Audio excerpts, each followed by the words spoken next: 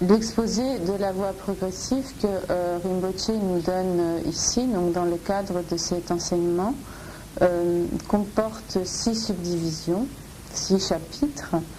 Nous avons vu donc que le premier de ces 6 chapitres concerne la cause, donc la cause de la réalisation de l'état de Bouddha. Le deuxième, Rinpoche a déjà expliqué donc ce chapitre.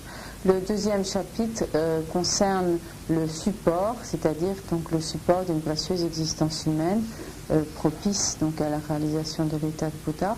Rinpoche a également exposé ce chapitre.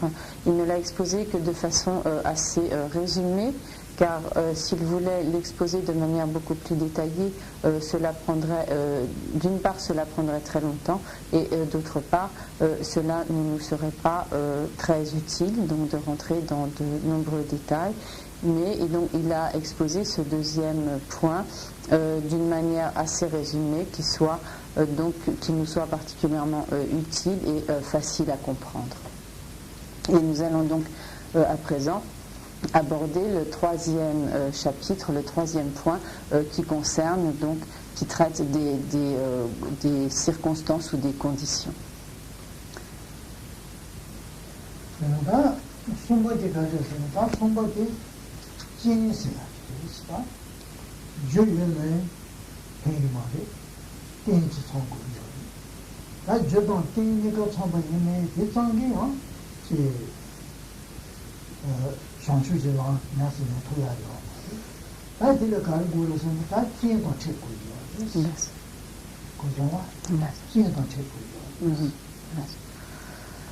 Pour pouvoir s'engager donc sur la voie de la réalisation de l'état de Bouddha, donc la cause est nécessaire, le support d'une précieuse existence humaine est également nécessaire, mais cette cause et ce support ne sont pas suffisants. Il est nécessaire également que les conditions appropriées soient réunies.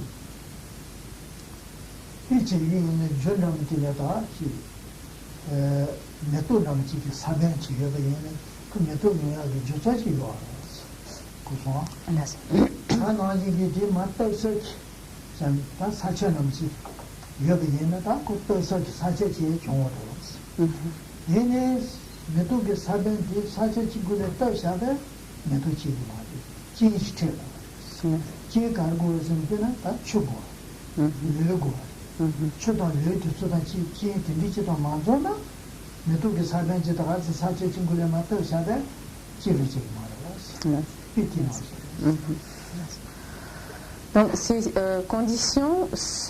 circonstances, ces conditions sont également nécessaires, et cela peut être illustré par l'exemple d'une graine. Donc si nous avons une graine de fleur par exemple, cette graine est effectivement donc la cause du résultat qui est la fleur. Mais donc cette cause à elle seule ne suffit pas à produire le résultat. Il faut qu'elle ait un support, c'est-à-dire, donc ici ce qui illustre le support, donc il faut que nous ayons un sol, une terre dans laquelle nous pouvons semer, planter cette graine.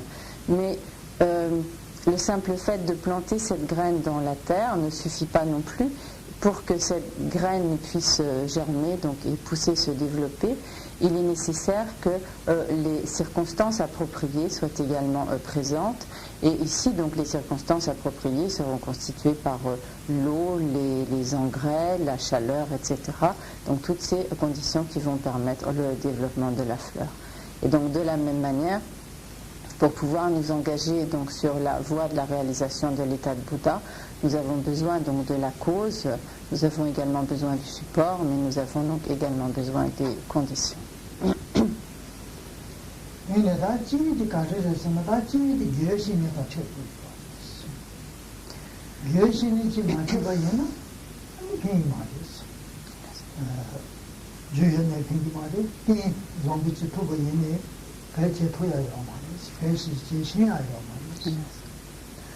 Et en quoi consiste cette circonstance, cette condition? Elle est constituée par le fait de rencontrer un guide spirituel. En effet, donc, sans cette rencontre avec un guide spirituel, même si la cause est présente, si nous avons le précieux support d'une existence humaine, cela ne sera pas suffisant.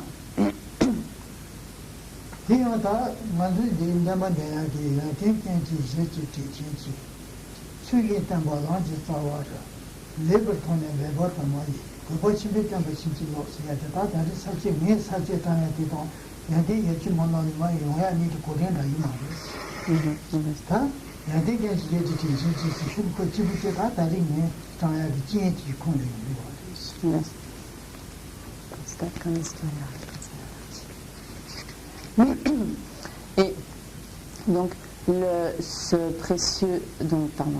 ces conditions sont constituées par la rencontre donc avec le maître, et c'est ce que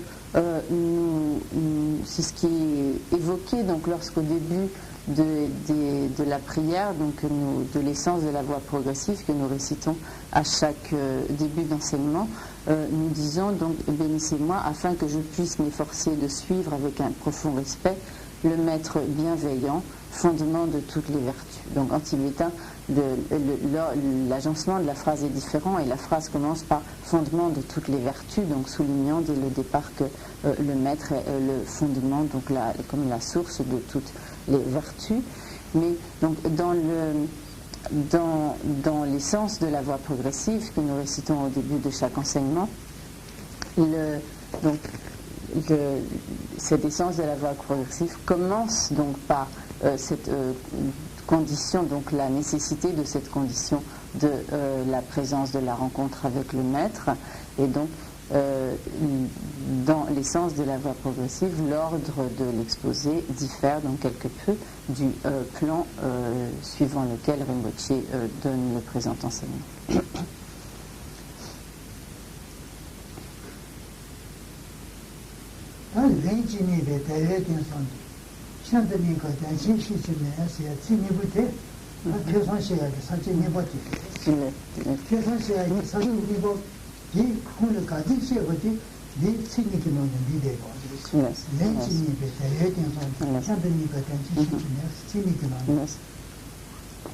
Regardez dans le petit texte. Si vous comprenez assez. Voilà. Au début,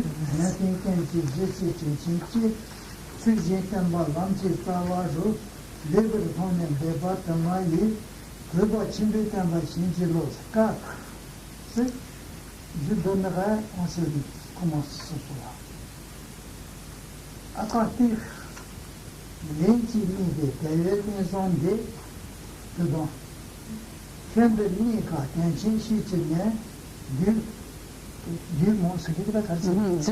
deux vers. Deux vers, j'ai déjà donné deuxième point. Ça, dedans, signification. Quand maman dit le diode était chez eux, tu t'en as dit chez eux, tu as dit que Dieu est maman dit une chez eux, tu dis du dieu. Tandis que son chez eux, tu dis le Dieu est là. Quand on dit que c'est dans le sac, tu dis que c'est Jaguar. Et donc la deuxième instance donc, de l'essence de la voie progressive mentionne donc ce dont Rinpoché a parlé lors du précédent enseignement à propos donc, du support d'une précieuse existence humaine. Et lorsque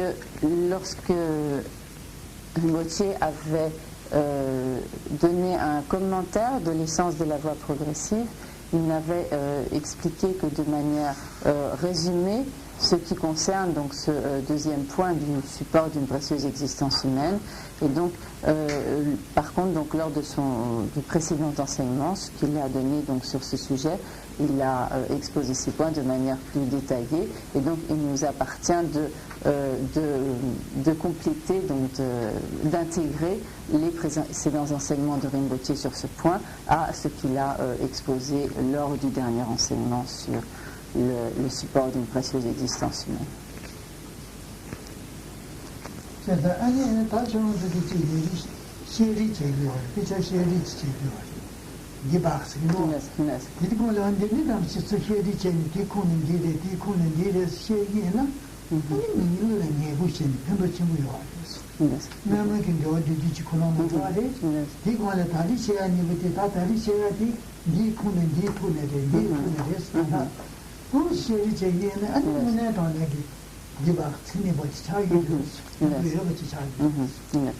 Et donc, Rinpoché pense qu'il serait bon, donc, lorsque vous procédez à des réunions de débat, de vous référer d'une part au dernier enseignement que Rinpoché a donné sur ces points, et d'autre part donc, sur son commentaire antérieur de l'essence de la voie progressive, et donc au cours de vos débats de voir à quoi à quel point du dernier enseignement correspondent donc les points de son premier enseignement sur ce sujet. Et si vous procédez de cette manière, vous arriverez à vraiment intégrer la signification des enseignements et à devenir donc de véritables philosophes.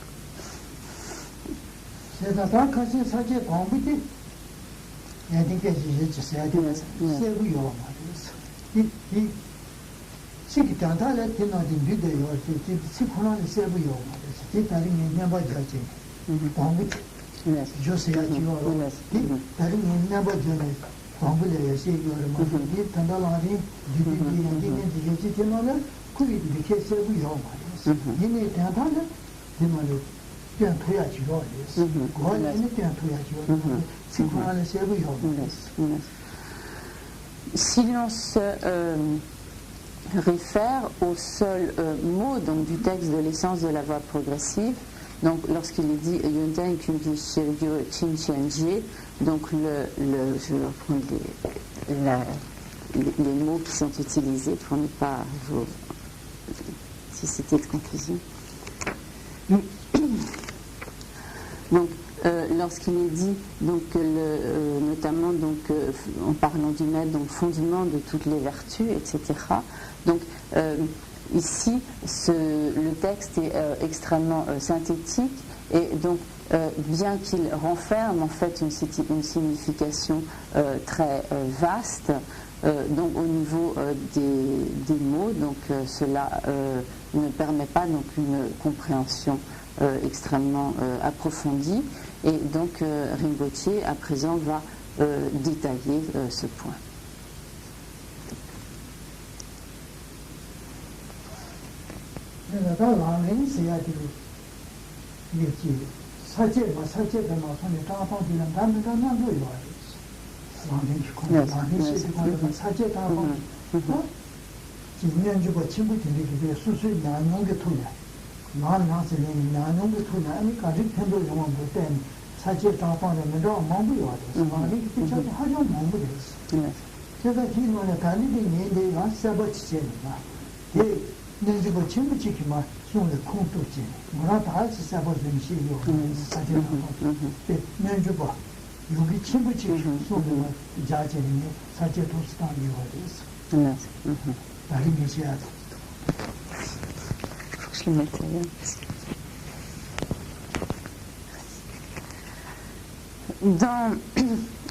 Dans l'exposé de la grande voie progressive, donc du Lamrim Chenmo, il y a un plan extrêmement détaillé, donc avec de nombreuses divisions, subdivisions, classifications à l'intérieur des subdivisions, etc.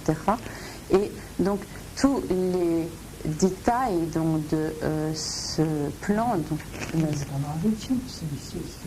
Lari de Mendoa, Lari teaching jets and Mendoa, Tava jet yours. Jabba, Jewa, Dibocino. Chetan Lari said, yes, I mean, yes. Chetan Yewa Minda. Lari said, Lari Mendoa, Tava jet go churching yours. And then Lari Chocolate Mendoa. Cabot, Massachusetts, Mendoa. 제가 기도하는 다른 예사제 예약에 미세게요. 여기 치부치 사제 되는 피샤니 도시는 시기를. 네네네. 근데 용기에서 꾸디고 용기에서 하죠. Donc, excusez-moi, Rinpoche ne faisait pas référence uniquement donc, au Lamrim Shenmo, mais donc à la grande voie progressive, mais donc de manière générale aux diverses formes, aux diverses catégories donc, de voies progressives. Donc il y a donc comme 8 sortes d'enseignements donc de la voie progressive, et à l'intérieur donc de ces divers enseignements il y a divers plans, donc diverses divisions et subdivisions dans ces diverses formes d'exposés. Et donc la classification selon laquelle Rinpoche présente ici son exposé n'est pas donc quelque chose qu'il a inventé lui-même, mais c'est donc une classification qui est issue donc, de l'expérience méditative et de la réalisation des grands yogis.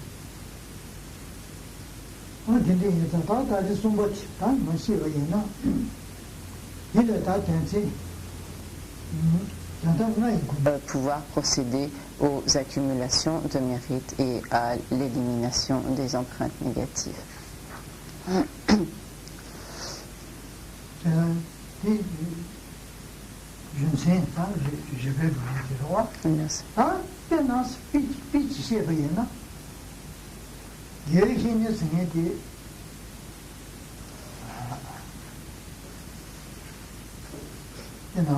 L'anju mais avec le logo yéna, l'anju mais avec le logo yéna, l'angage le logo yéna.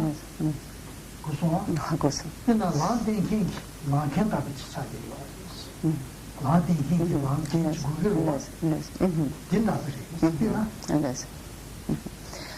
L'exemple que l'on peut donner donc, de cela est que le maître est comme le guide qui nous montrerait le chemin pour traverser donc, une contrée que nous ne connaissons pas du tout.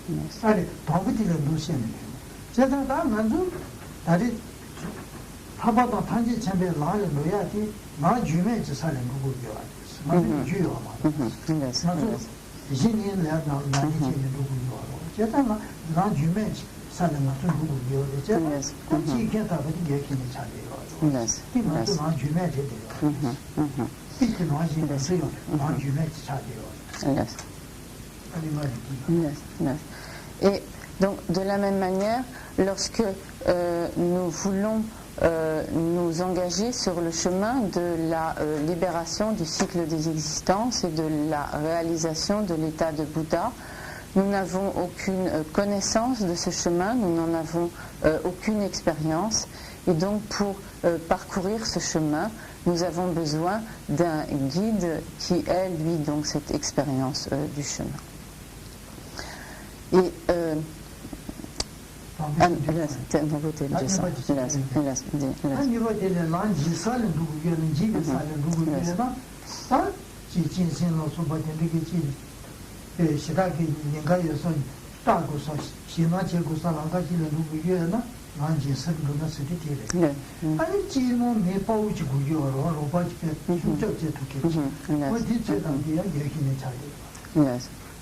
Et on peut donner également un autre exemple. Si nous devons nous rendre dans un lieu extrêmement périlleux où de très nombreux dangers nous menacent, tels que donc danger de voleurs, de bandits, danger d'être attaqué par des animaux sauvages, etc., danger de la faim ou donc de toutes sortes de dangers. Donc nous avons besoin donc de quelqu'un qui puisse nous protéger, comme de quelqu'un qui soit brave et courageux et qui puisse donc nous protéger de tous ces dangers. Et le maître est également comme ce protecteur donc qui nous protège de tous ces dangers qui nous menacent.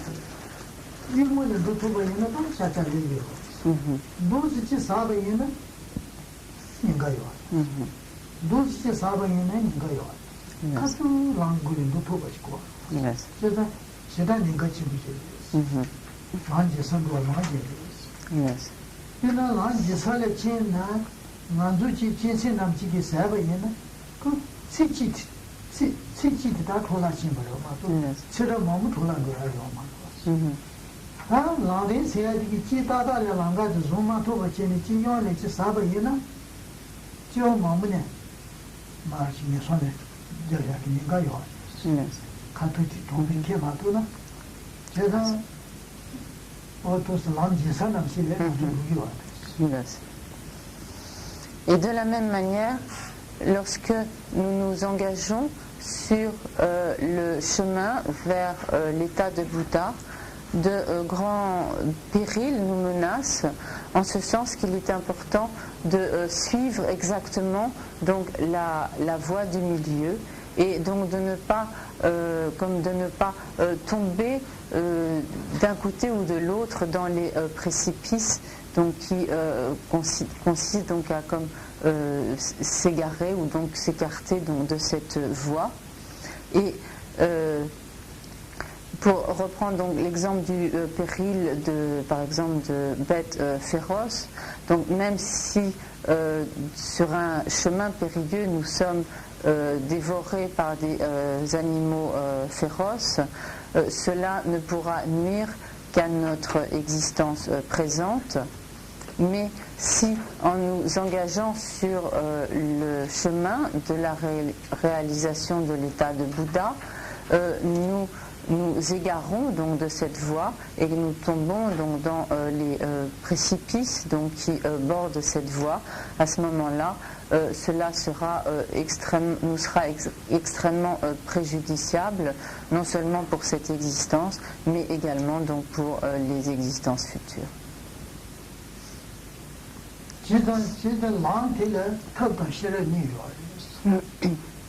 Yes.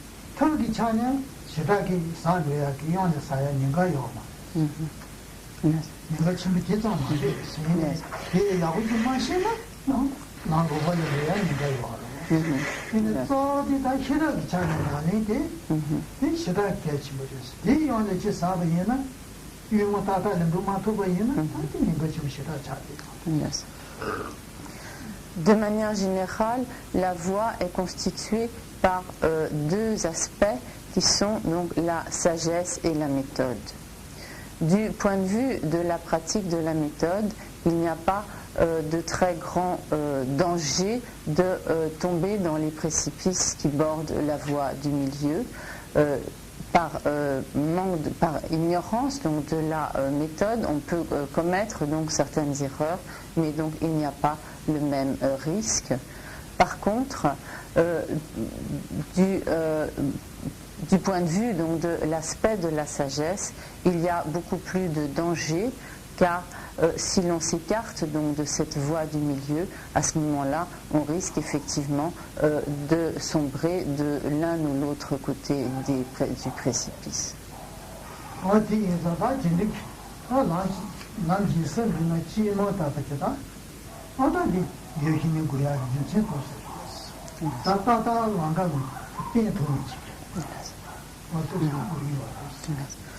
Donc c'est la raison pour laquelle nous avons absolument besoin d'un guide spirituel qui nous montre de manière tout à fait exacte la méthode qui nous permet de suivre le juste chemin sans nous égarer.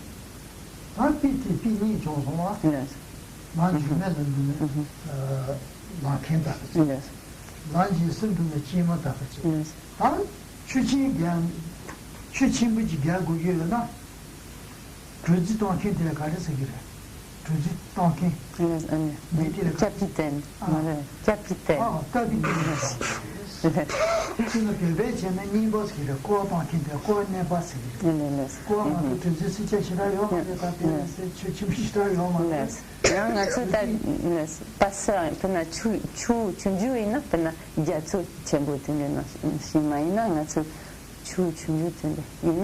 Passeur, c'est que j'ai ta kachi kashenda tela chigenchi.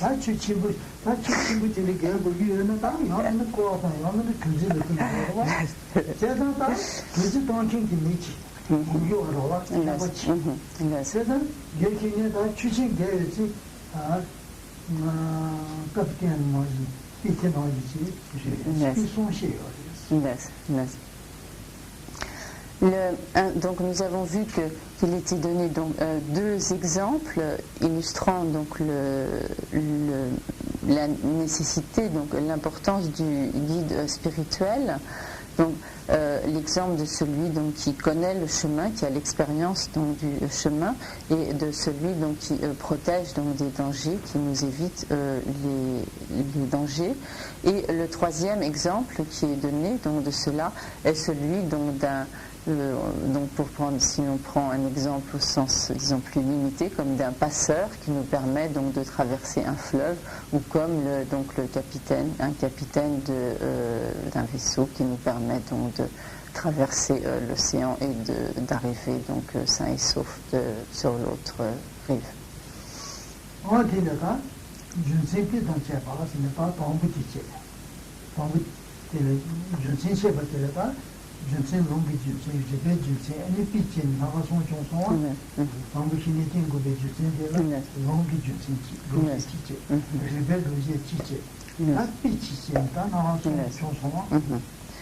Et il y a donc, nous avons vu que ces raisons pour lesquelles il est nécessaire de suivre le guide spirituel sont disons exposées comme de trois manières. Il y a donc d'une part les raisons qui s'appuient sur les sources textuelles, les raisons qui s'appuient sur le raisonnement et les raisons qui sont données à l'aide d'exemples.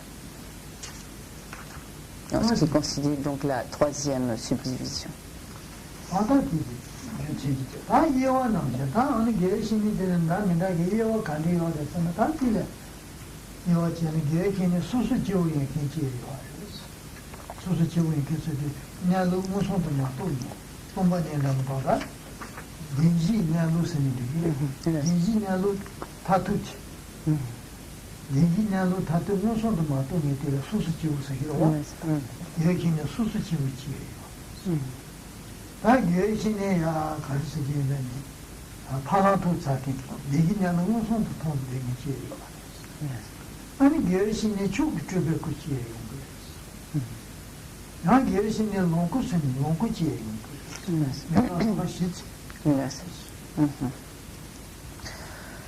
Donc nous avons vu les raisons et maintenant nous allons voir les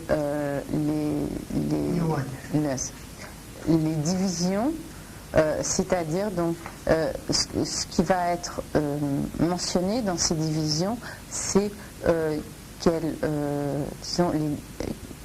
sorte de personne peut être donc le guide spirituel.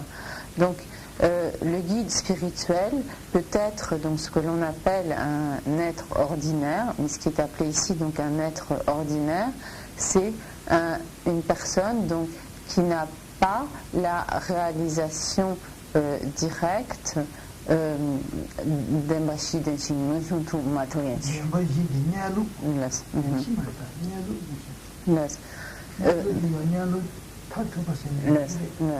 Pardon.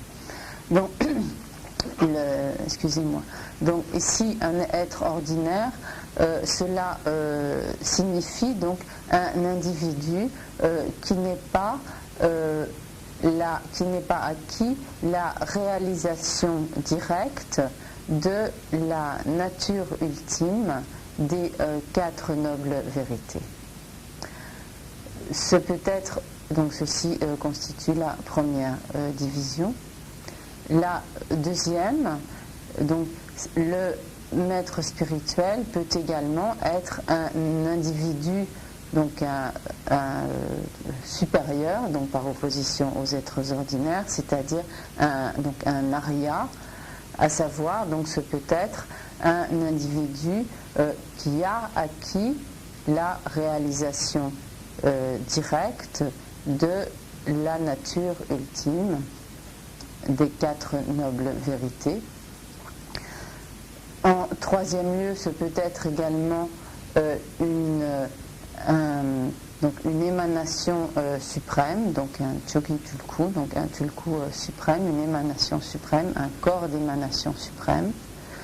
Et ce peut être également donc un Sambhogakaya, c'est-à-dire donc un corps de jouissance ou un corps de félicité.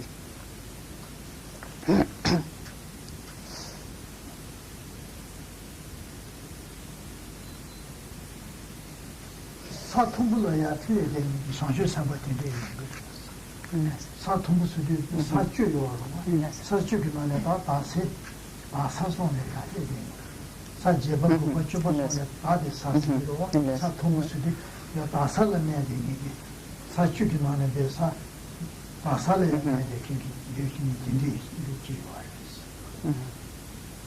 이ideal은 무슨도 통계선에 이게 이ideal은 다다 무슨 통계선 지우지. 다 이ideal은 무슨도 통상이 저 삼바지. Des autres parfaits non qui doivent Hawaï qui non qui doivent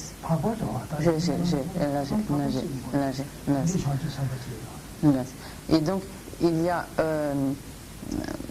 ce peut quand il y a chiores ngabachin sona kansata quand il y a chiores ouais quand il las 제가 요 친구서 소수 지우지요 이제 아니 뭐지 이ideal 무슨도 통계게 상주 삼바인데 이거야. 사실 바꿔서는 Et donc, dans la deuxième subdivision, donc des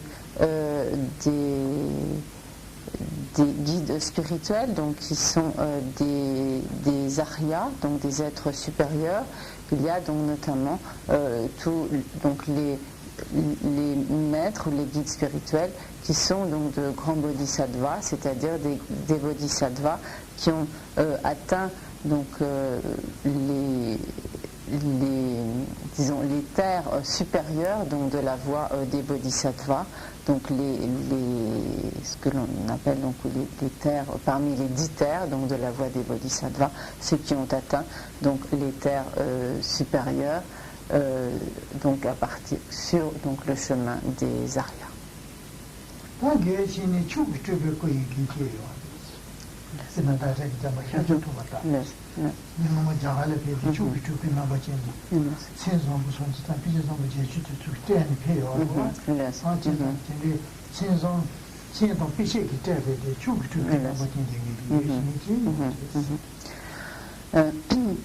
Et donc, à propos de la troisième subdivision, il y a donc des maîtres, des guides spirituels qui sont donc des corps d'émanation suprême, des corps on dit aussi de manifestation suprême, donc des nirmanakaya, suprêmes, donc, et qui sont c'est le cas par exemple du Bouddha Shakyamuni, c'est-à-dire ce sont des êtres qui apparaissent sous l'aspect donc d'un Bouddha avec tous les signes et toutes les marques caractéristiques d'un Bouddha.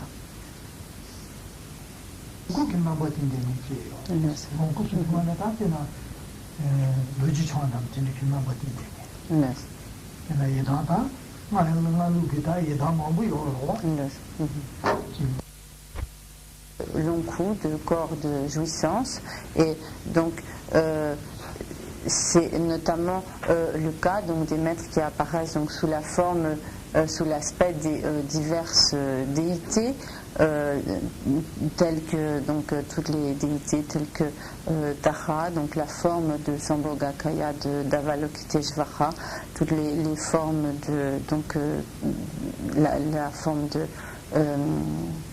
Vajradhara, de Yamantaka, de Chakrasambhara, etc.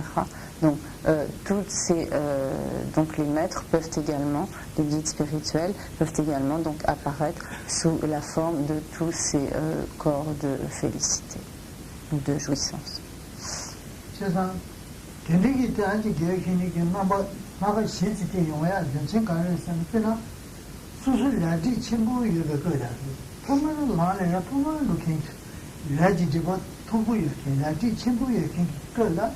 예기는 수수 지우지 마도 자야기 깨워요 말이지. 자토야기 깨워요 말이지. 이거는 예기는 수수 지우지 인지면지 구비요. 예기는 지니 구비요. 수수 지우마도 자토야요 말이지.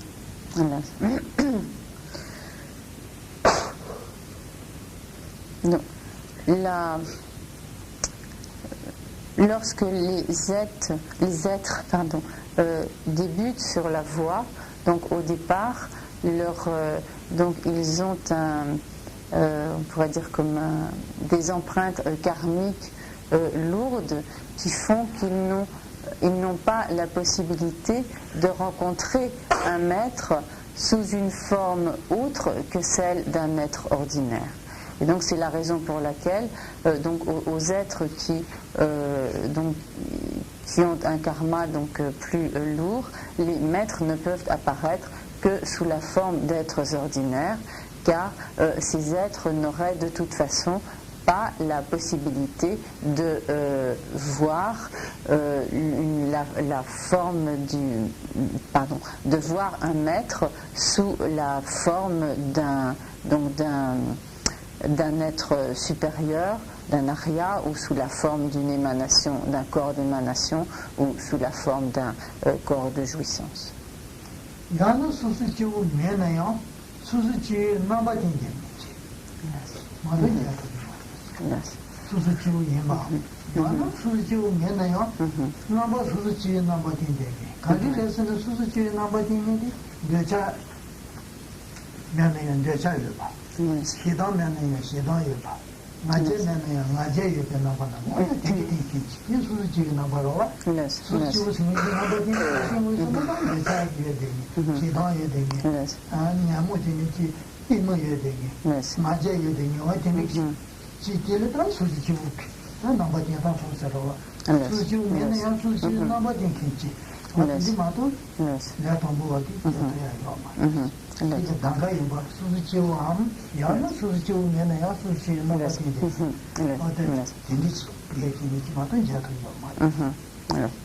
Donc les individus qui débutent dans la pratique ne peuvent donc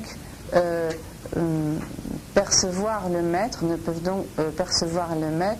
que sous l'aspect d'un être ordinaire. Et donc il est possible soit que le maître soit donc effectivement un être ordinaire, tel que nous en avons vu la définition tout à l'heure, mais il est également possible que le maître, bien que n'étant pas un être ordinaire, se manifeste sous l'aspect d'un être ordinaire, c'est-à-dire d'un individu qui est de l'attachement, qui est de l'aversion, qui est de l'ignorance, etc. Donc d'un individu qui possède donc des facteurs perturbateurs de l'esprit, car s'il se manifestait sous un aspect autre que celui d'un être ordinaire, les individus débutants dans la pratique n'auraient pas la possibilité de le percevoir.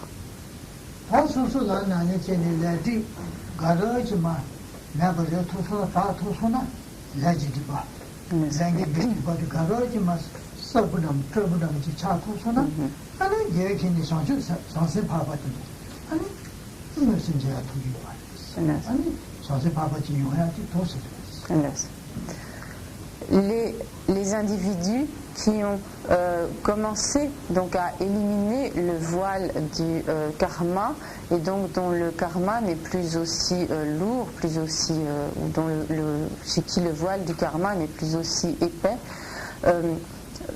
ont la possibilité de percevoir les Arya Bodhisattvas, et donc à ces êtres les maîtres peuvent donc se manifester sous la forme d'Arya Bodhisattva, donc de Bodhisattva supérieur.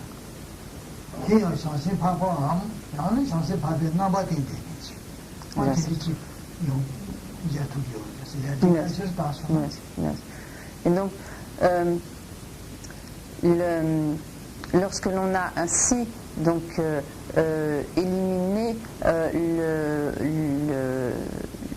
l'aspect le plus lourd du voile du karma, on a donc la possibilité de percevoir le maître sous l'aspect d'un Arya Bodhisattva, donc soit que le maître soit effectivement donc un Arya Bodhisattva, soit qu'il se manifeste sous l'aspect d'un Arya Bodhisattva.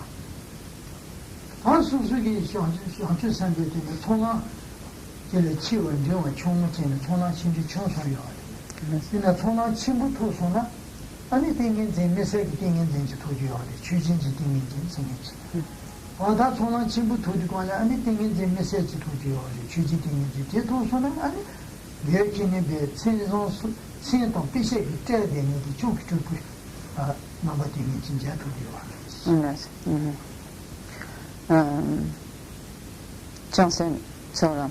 Donc,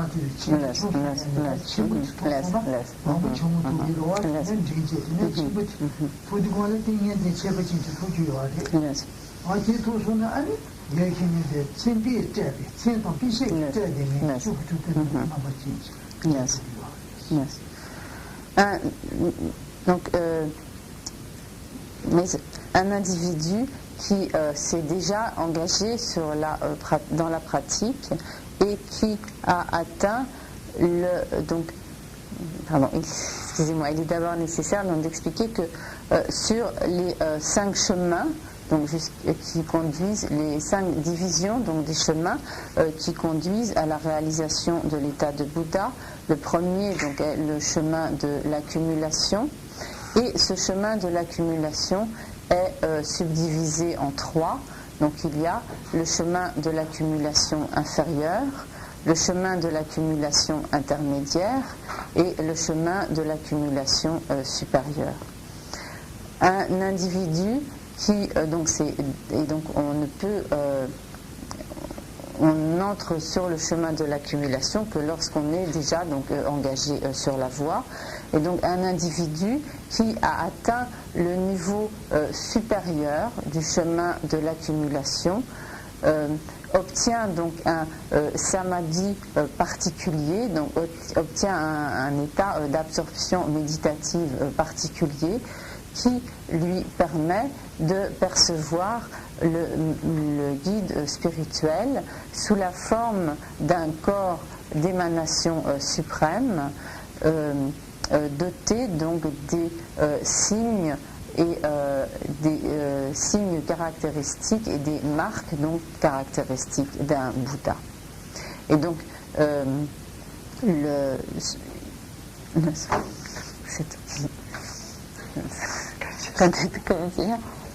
Jimba Nampaten, Sayayoma, Kaldilamare, Chugitulkuina, Chugitulkuraina, Nampatena, Techivademan. Et donc, donc à partir de ce niveau supérieur du chemin de l'accumulation, le disciple a donc la possibilité de percevoir le maître sous l'aspect d'un corps d'émanation suprême, que le maître soit effectivement un corps d'émanation suprême ou qu'il se manifeste sous l'aspect de ce corps d'émanation.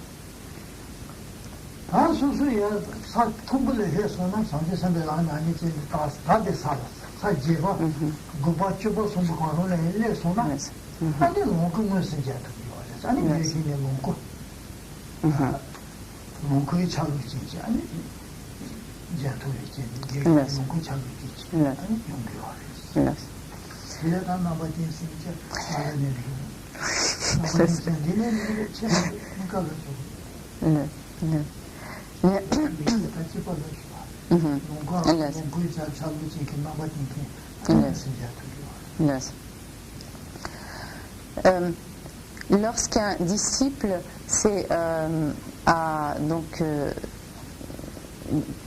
développé sur le chemin, donc sur la voie des bodhisattvas, jusqu'à obtenir donc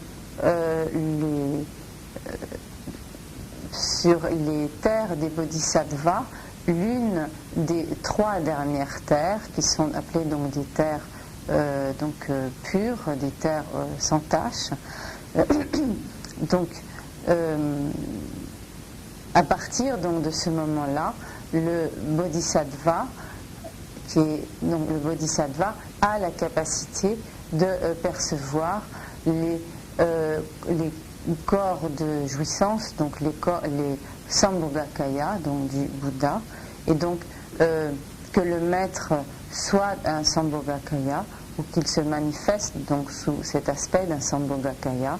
À ce moment-là, donc le disciple qui a atteint donc l'une des 3 dernières terres donc parmi les 10 terres donc des bodhisattvas, donc le disciple à ce moment-là peut percevoir donc le maître sous cet aspect.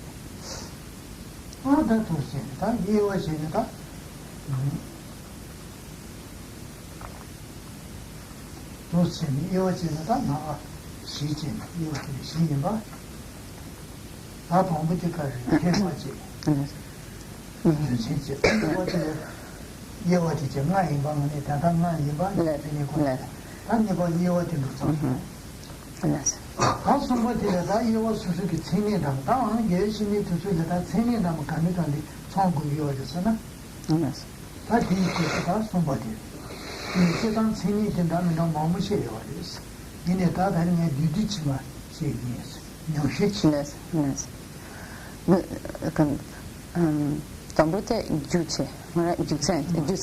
juche, ni pante, jiwa, las, tanatse,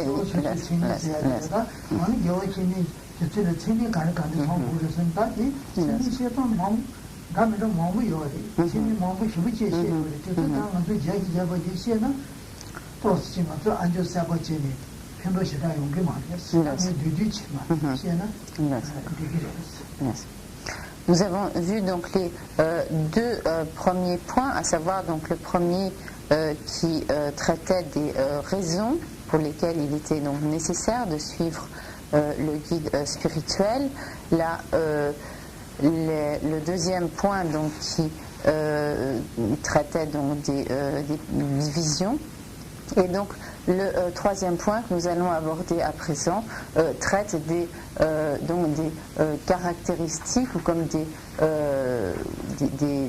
propriétés, des qualités que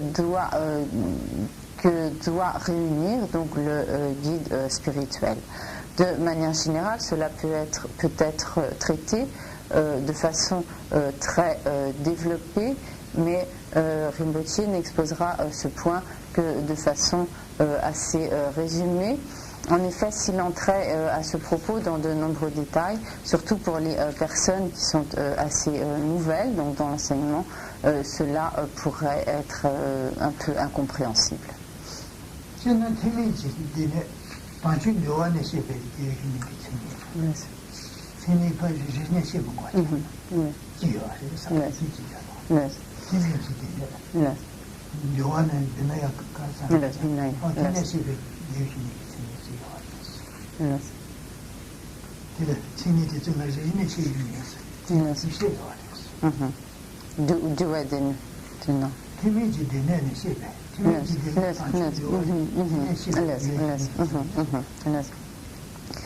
Et il y a ainsi de nombreuses façons d'exposer les caractéristiques et les qualités donc d'un guide spirituel.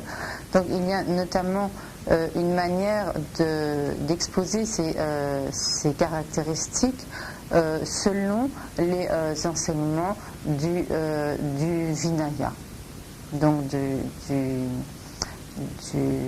des enseignements du Hinayana.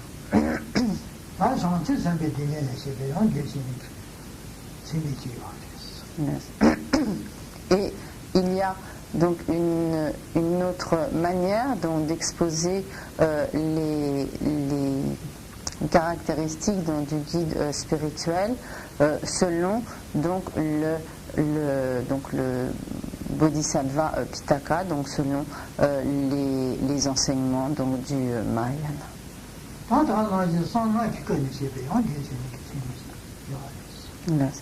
Et il y a également une manière d'exposer les caractéristiques du maître selon le véhicule des tantras.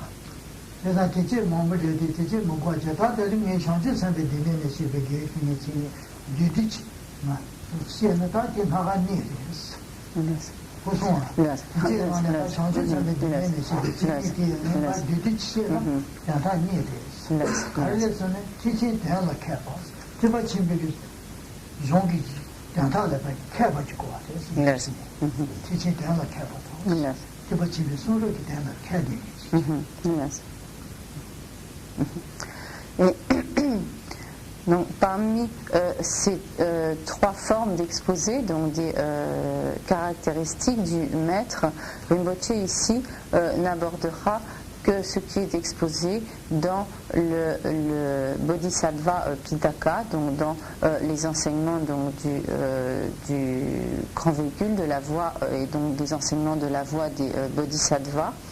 Et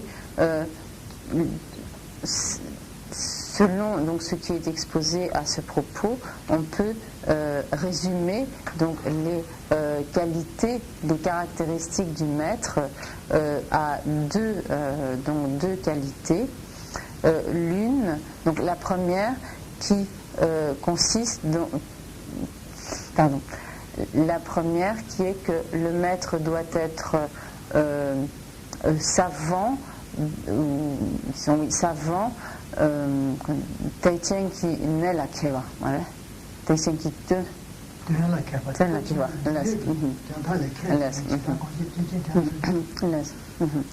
donc le maître, doit être savant dans savant quant à la signification du grand véhicule.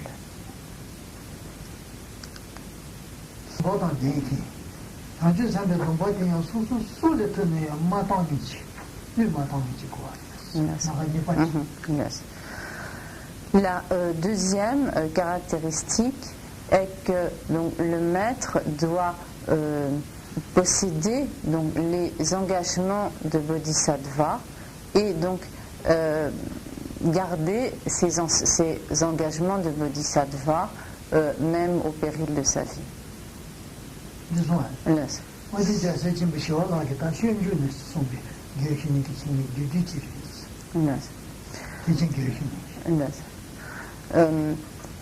Ces caractéristiques, donc ces deux qualités donc, du maître sont une qualité donc, qui résume en fait donc, les qualités du maître ont été exposés par Shantideva dans le Bodhicharya Avatara.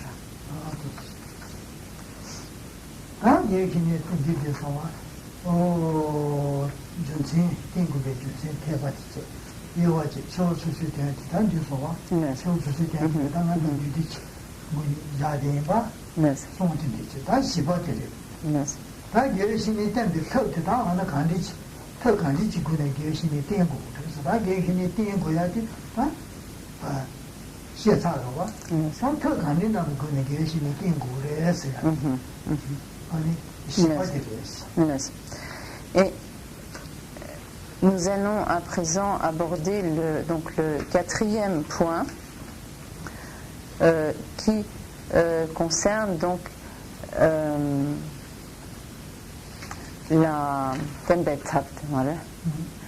qui concerne donc la manière ou la méthode qui doit être appliquée lorsque l'on poursuivre donc le maître spirituel pour s'en remettre donc au guide spirituel.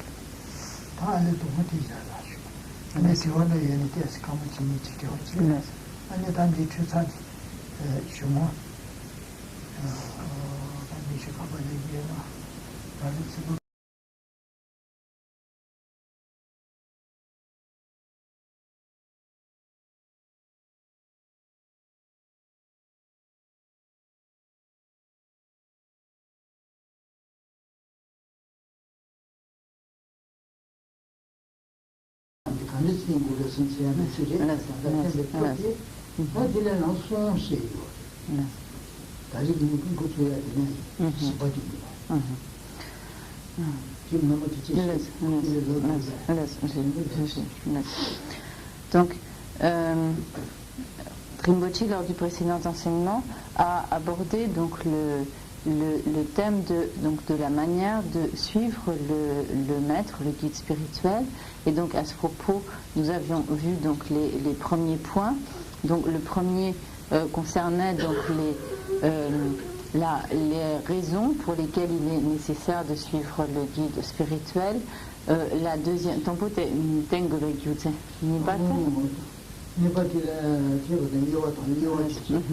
la deuxième division que nous avions abordée concernait les divisions.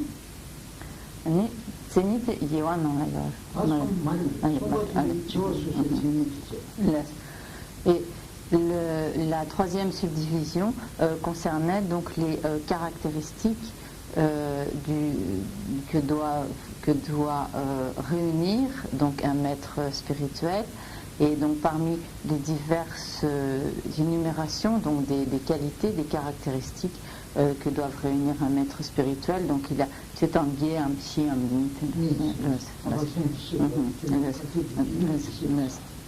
donc de manière générale, on peut énoncer donc les 8 sortes de qualités du maître ou les 4 sortes de qualités, ou donc de manière plus synthétique, donc les deux qualités donc du maître. Et c'est donc en se basant donc sur ces 2 qualités essentielles donc du maître que Rinpoche avait exposé ce point. Et nous allons aborder donc à présent le point suivant qui concerne la manière proprement dite donc de suivre le maître spirituel, le guide spirituel.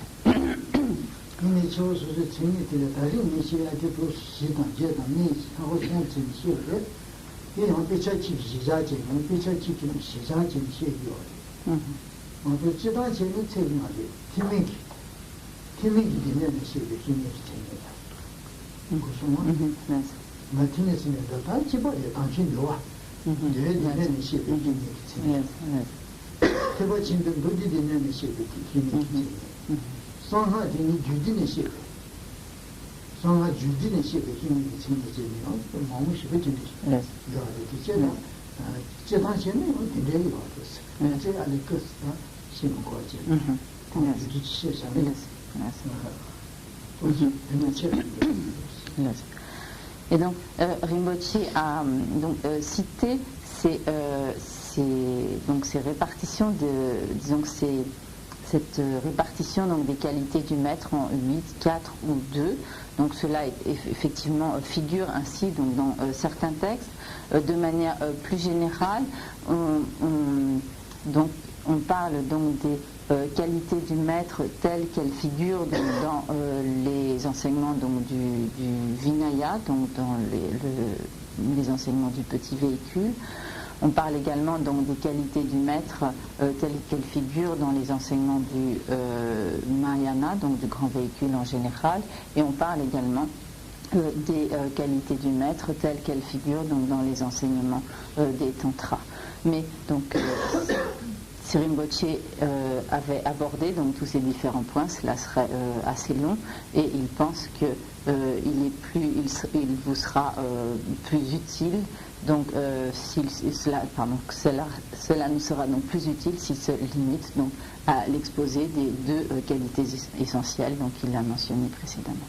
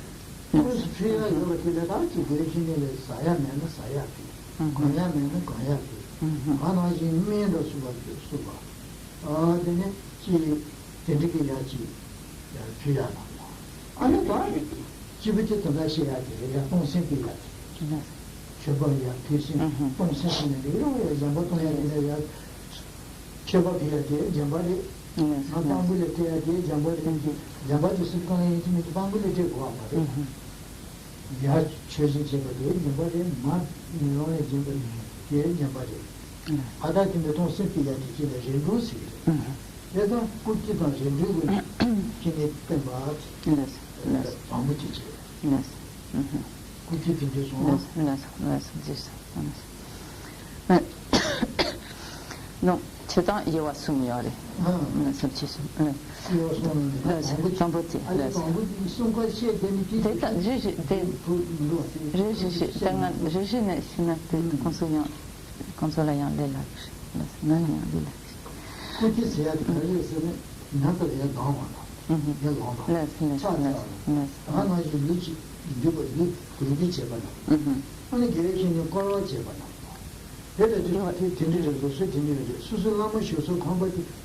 꼬라지, 꼬라지. 저도 학원도 주 꼬라지 뭐. 꼬라지 꼬라지. 나는 주주 나무에서 광고도 주 꼬라지. 이제 저도 주 꾸띠. Et donc pour ce qui est de la méthode, de la manière donc de suivre le guide spirituel, cela est également divisé en 3 parties. Donc la première partie expose donc la nécessité de vénérer le maître et d'être à son service en quelque sorte. Donc lorsqu'il est dit qu'il est nécessaire de vénérer le maître, c'est dans tibétain ce qu'il dit kurti, cela en fait Rinpoche donc l'explique par un certain nombre d'exemples d'attitudes qui consistent notamment donc lorsque si l'on est assis et que le maître arrive, cela consiste donc par respect à l'égard du maître à se lever, donc ne pas rester assis lorsque le maître est debout, ou bien et donc lorsque le maître, de manière générale, donc lorsque le maître est debout, à ne pas s'asseoir tant qu'il ne nous a pas dit expressément donc de nous asseoir, ceci donc par marque de respect. Cela consiste également à faire des prosternations devant le maître et également donc au Tibet il était coutume que de la même manière que l'on fait des circumambulations autour des monastères, autour des temples, que les disciples fassent des circumambulations autour de la résidence de la maison du maître. Et donc ceci donc pour ce qui est donc de la manière de vénérer donc le maître. Et il est également nécessaire de servir le maître et cela qui est dans le tibétain donc Jincho, et cela signifie que pour servir le maître nous devons donc s'il n'a pas suffisamment de nourriture, par exemple, nous devons lui donner de la nourriture. S'il n'a pas suffisamment de vêtements, lui offrir des vêtements. S'il a besoin de médicaments, nous devons également donc lui donner les médicaments, prendre soin de sa santé, etc. Et donc, nous devons ainsi comme servir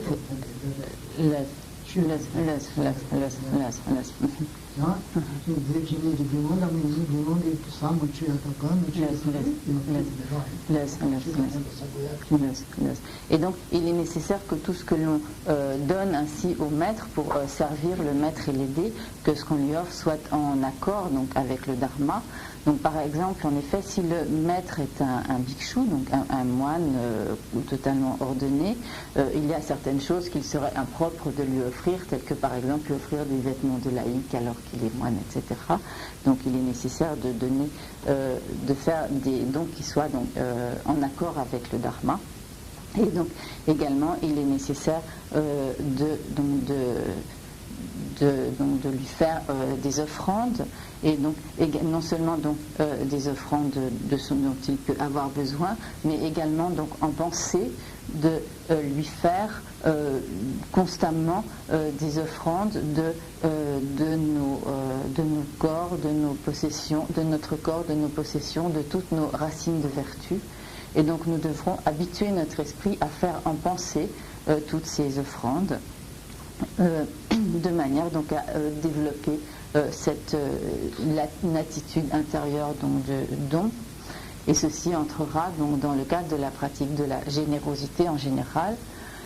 En effet, donc lorsque l'on développe la pratique de la générosité, cela ne veut pas dire que l'on fasse l'aumône simplement aux êtres qui sont, disons, comme plus démunis que nous, comme aux indigents, aux pauvres mendiants, etc.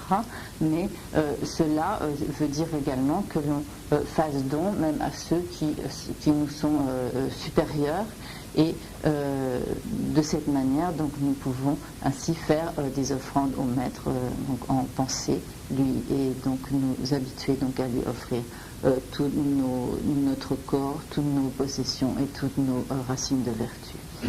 Et ceci donc est la manière donc, dont on sert le Maître.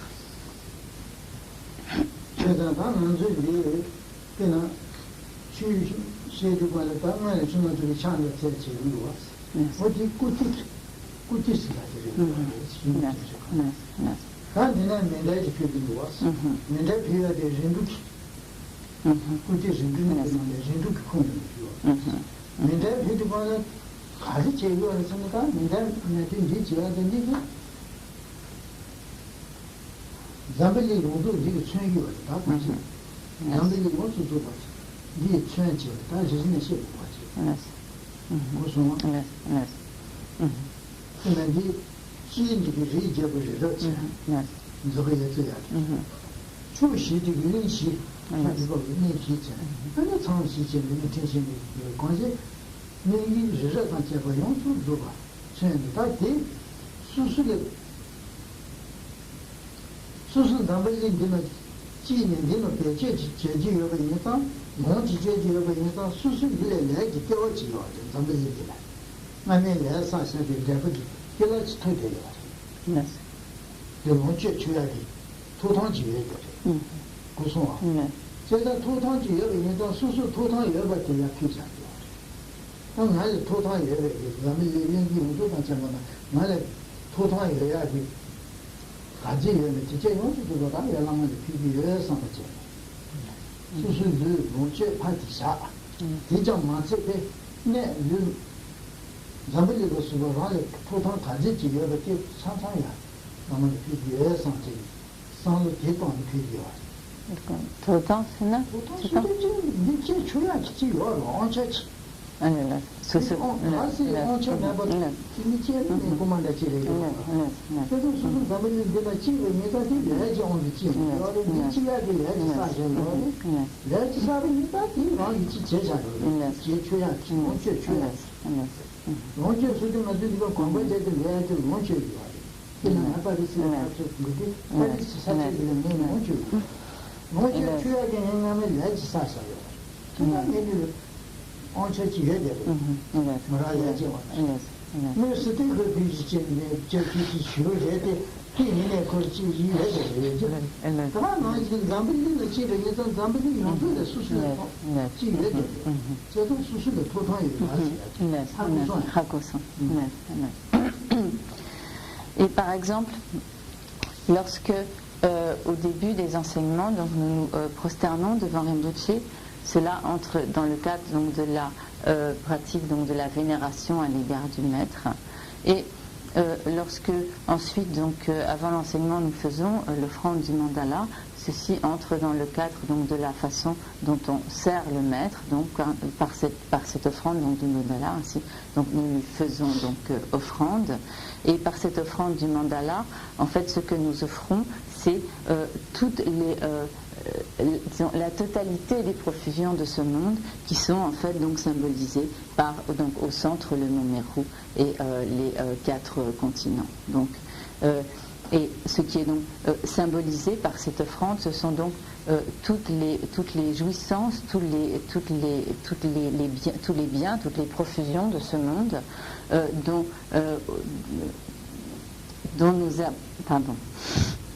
dont nous avons droit à jouissance. En effet, donc,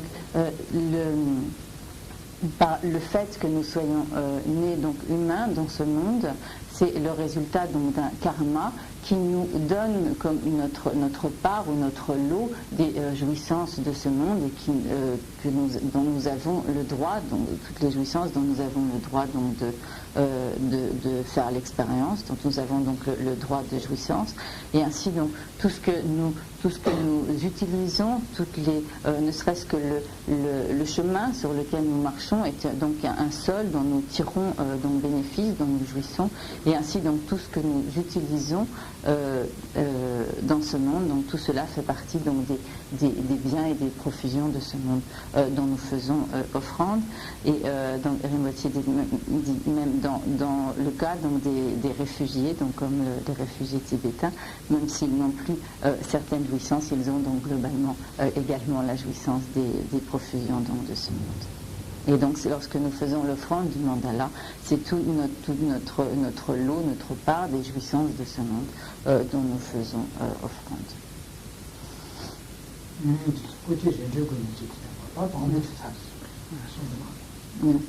Et donc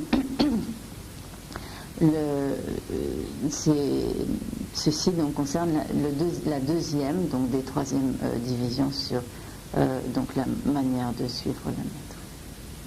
Là, donc le fait de servir le maître. Donc, c'était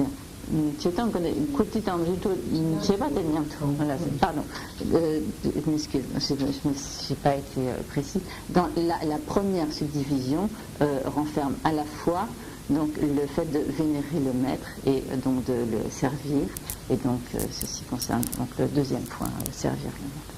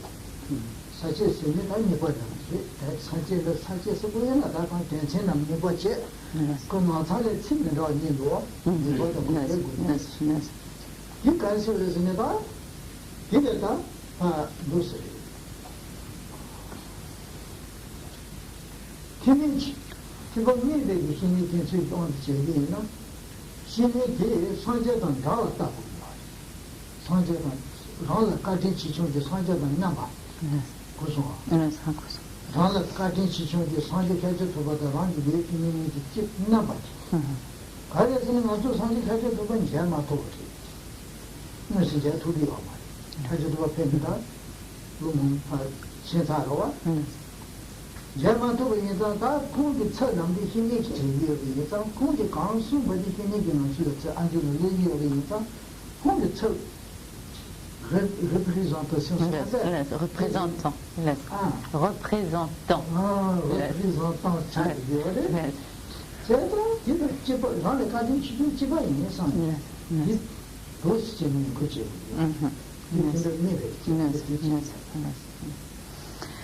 Et ce deuxième point consiste donc en aspiration et en respect envers le maître.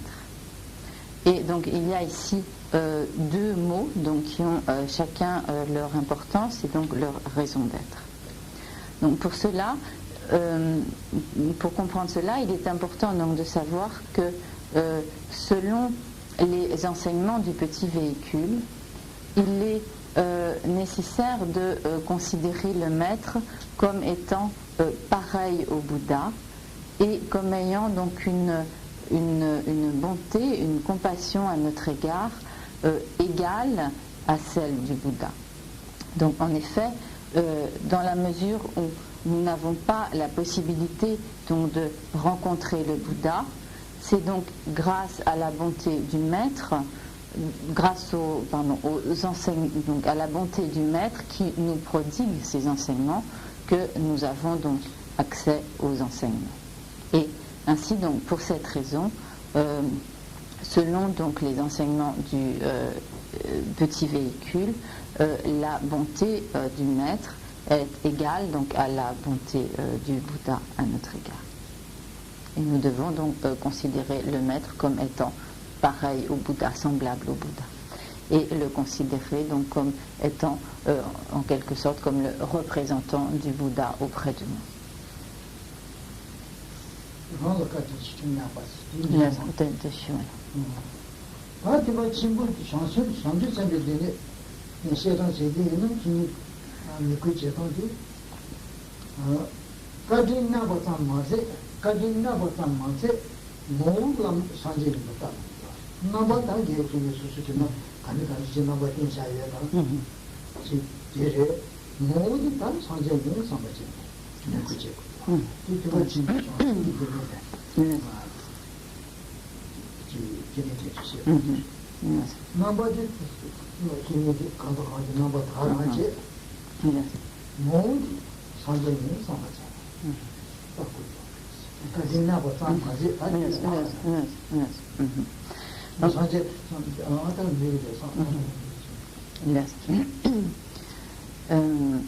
Donc ici j'ai traduit par aspiration, mais le terme n'est pas tout à fait approprié, je ne trouve pas un aspiration. Mais malgré tout, le terme n'est pas tout à fait approprié. C'est donc là comme ce qui est signifié par cela, c'est la manière dont on considère en fait le maître. Donc, considération peut-être, mais ça a une connotation un peu différente en français. Bon, enfin, c'est dans cet esprit-là.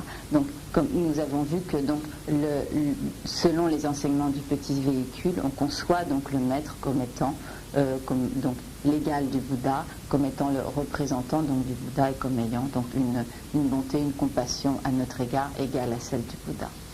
Maintenant, dans les enseignements du grand véhicule, dans le véhicule donc des bodhisattvas, la manière dont on doit considérer le maître est la suivante. Donc le maître dans son aspect est donc l'aspect que nous lui connaissons, et dans sa nature il est véritablement le Bouddha.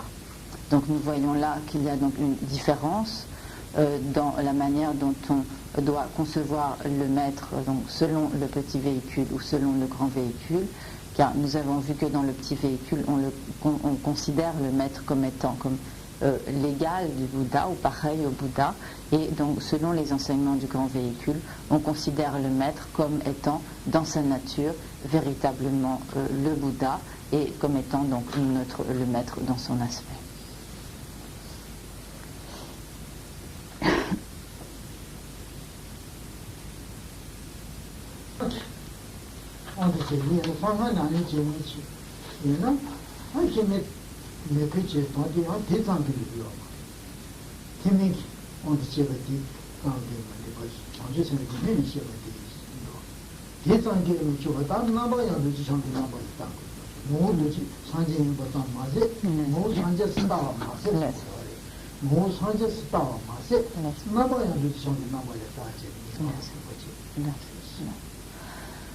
Selon les enseignements du véhicule des tantras, donc la manière dont nous devons considérer le maître spirituel est encore différente.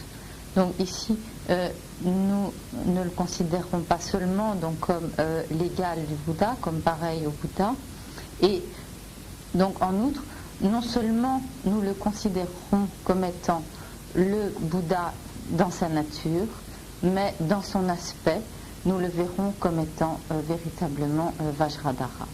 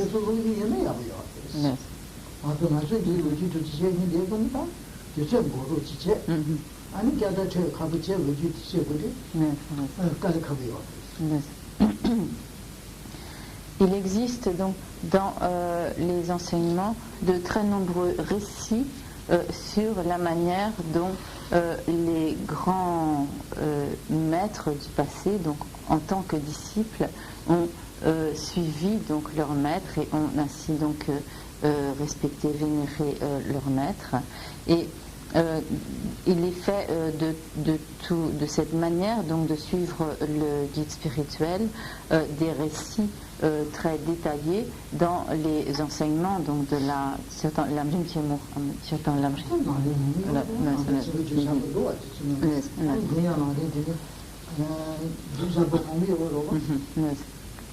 donc il est fait de tout cela des récits détaillés dans les divers enseignements du Lamrim, donc de la voie progressive, et donc notamment dans les enseignements de la grande voie progressive du Lamrim Tiemur, mais également donc dans d'autres enseignements du Lamrim. Et donc dans tous ces récits, il est en particulier expliqué la manière dont les principaux disciples du Bouddha, donc Shariputra et Moudgalyayana, suivirent donc leur maître, le Bouddha. Il est également expliqué de quelle manière le Mahasiddha indien, Naropa, suivit son maître Tilopa. Il est également fait mention de la manière dont Milarepa suivit donc son maître Marpa, et également donc la manière dont Tsongkhapa suivit son maître, comme dit suivit donc son maître Gelugtyenpo Lepa. Et donc il est fait donc de toute des attitudes donc de ses disciples à l'égard de leur maître, de très nombreux récits, mais Rinpoche pense qu'il ne serait pas, il faudrait très longtemps pour expliquer tout cela, et donc il existe un certain nombre de traductions, donc au moins de passages des Lamrim, et donc si nous nous référons donc à ces textes de Lamrim qui ont été traduits au chapitre donc concernant la manière de suivre le guide spirituel, nous pourrons avoir une idée donc de la manière dont tous ces maîtres donc ont eux-mêmes donc suivi leur guide spirituel.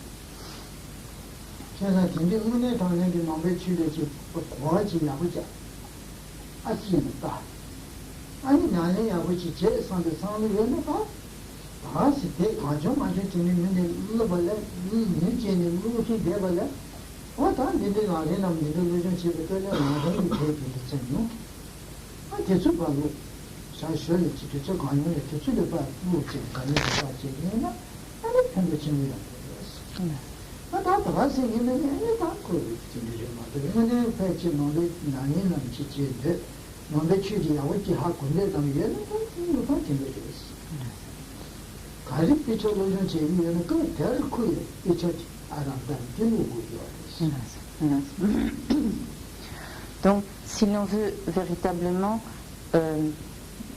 acquérir la compréhension des enseignements du Dharma afin de pouvoir les mettre en pratique, donc il est nécessaire donc de lire des textes, des ouvrages qui correspondent donc aux enseignements que l'on suit.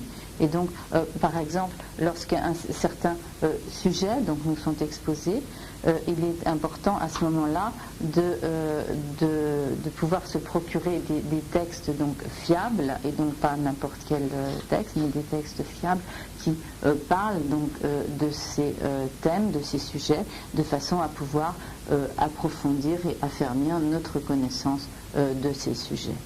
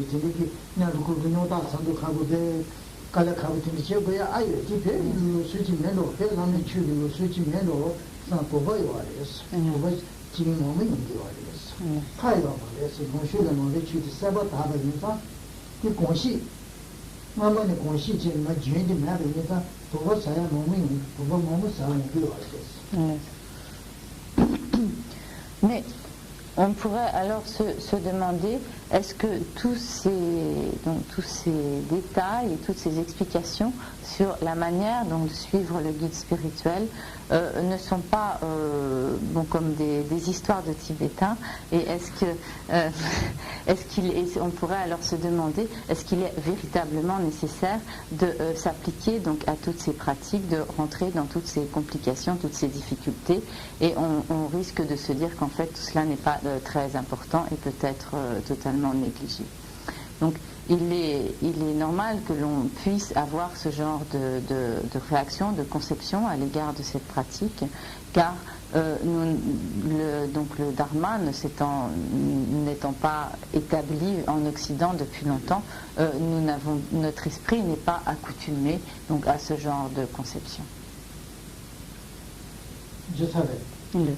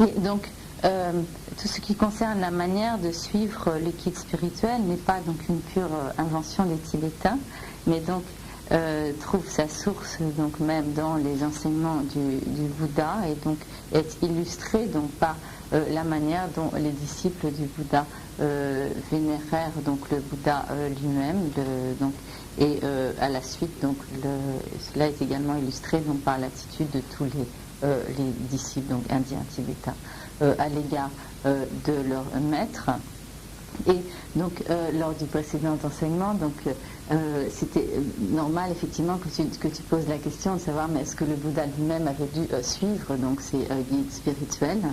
Et donc, effectivement, donc, le Bouddha, lorsqu'il est apparu donc, en ce monde en tant que le Bouddha Shakyamuni, en fait, avant de devenir Bouddha, il s'était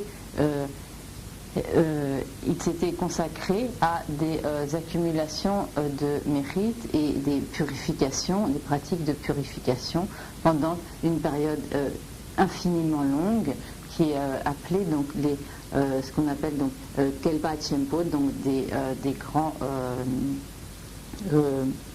yugas, donc ce qui est en fait un cycle cosmique, donc, et on considère plusieurs sortes de cycles cosmiques, et ce qu'on appelle donc un grand Kelpa, donc un grand cycle cosmique, c'est donc une période cosmique d'une durée extrêmement longue.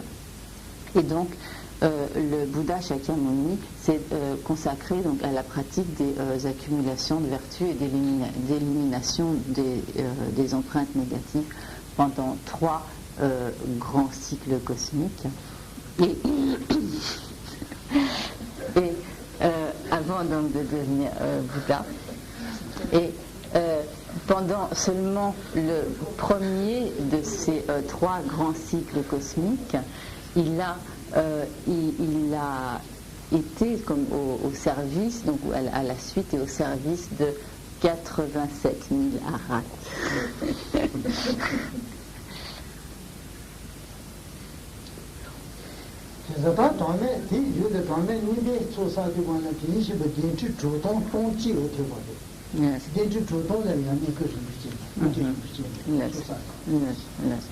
Et lors du deuxième cycle cosmique, deuxième grand cycle cosmique, le Bouddha donc a accumulé des mérites et purifié donc les empreintes négatives en étant donc au service donc de 86 000 maîtres.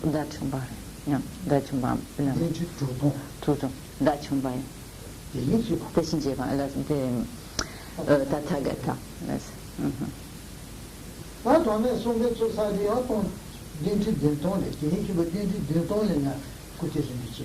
Yes.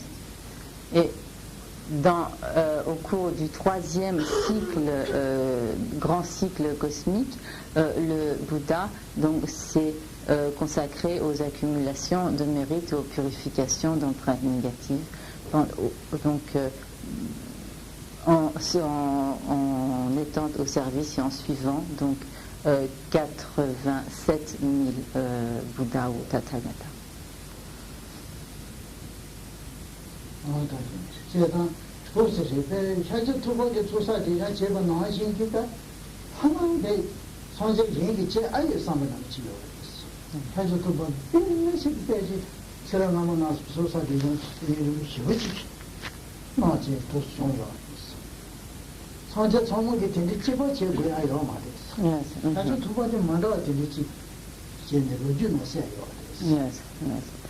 Mais donc tous les Bouddhas n'ont pas besoin donc de s'appliquer à de telles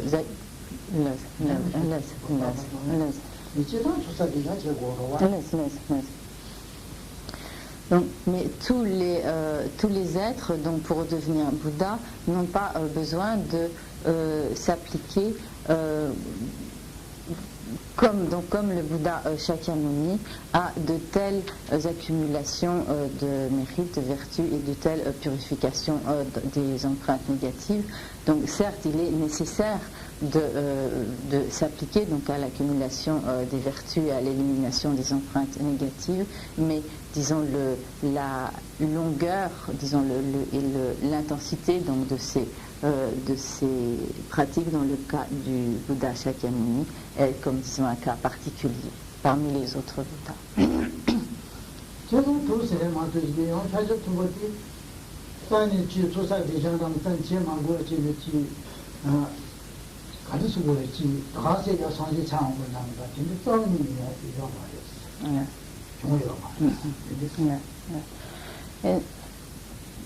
Par conséquent, donc le Bouddha Shakyamuni n'est pas devenu Bouddha, disons, comme ça, comme d'un seul coup, sans s'être au préalable consacré donc à des pratiques d'accumulation de vertus et d'élimination d'empreintes négatives.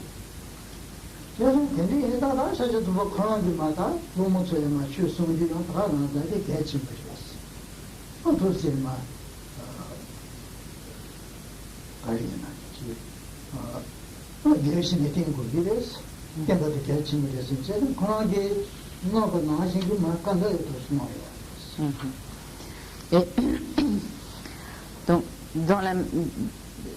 dans la mesure où le Bouddha Shakyamuni a ainsi donc suivi tous ses maîtres spirituels, il a ensuite donc donné des instructions, des conseils à ses propres disciples en fonction donc de sa propre expérience.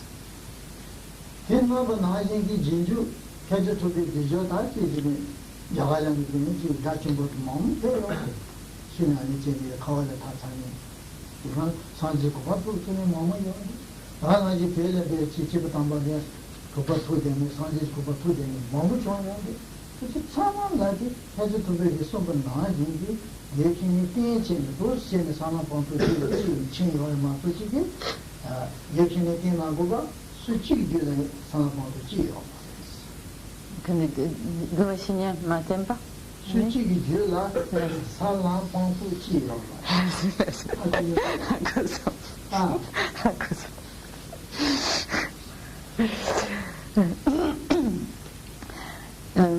Et donc, en suivant les enseignements du Bouddha, il y a de très nombreux disciples du Bouddha lui-même qui se sont libérés du cycle des existences, qui sont devenus des arhats et qui ont également donc obtenu l'état de Bouddha. Il y en a eu donc parmi les disciples directs du Bouddha, il y en a eu donc parmi donc les grands maîtres indiens du passé et également donc parmi tous les grands maîtres tibétains.